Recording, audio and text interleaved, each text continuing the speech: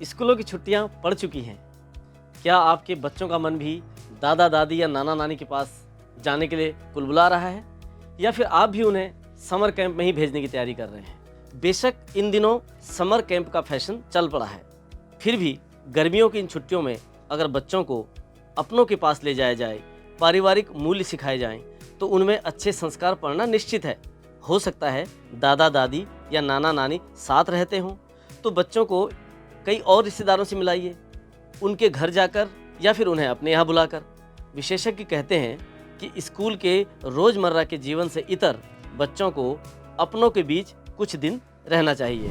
Summer camp में भेजने का हम बिल्कुल भी विरोध नहीं कर पा रहे हैं, लेकिन हमारा मानना है कि समर कैंप के साथ साथ हमें बच्चों में पारिवारिक मूल्यों को भी जगाना जरूरी है। जानकार कहते हैं कि अगर मूल निवास ग्रामीण अंचल में है तो वहाँ बच्चों को लेकर जरूर जाना चाहिए। नौकरी में छुट्टी की समस्या हो तो कुछ दिन बच्चों को वहाँ अपनों के पास छोड़ देना चाहिए। वे वहाँ पारिवारिक चीज़ों को तो समझेंगे ही, प्रकृति, पर्यावरण और फसलों के बारे में भी जानेंगे। तो फिर क्या सोचा है आपने? इस छुट्टियों में बच्चों को आपने किसी समर कैंप में भेजना है या किसी परिवार में भेजना है? बच्चे ही क्यों, यदि आप सेवानिवृत्त हैं तो आप भी अपनी विशेषज्ञता का फ़ायदा इन बच्चों को दे सकते हैं, किसी कैंप में जाकर, किसी पारिवारिक कार्यक्रम में शामिल होकर।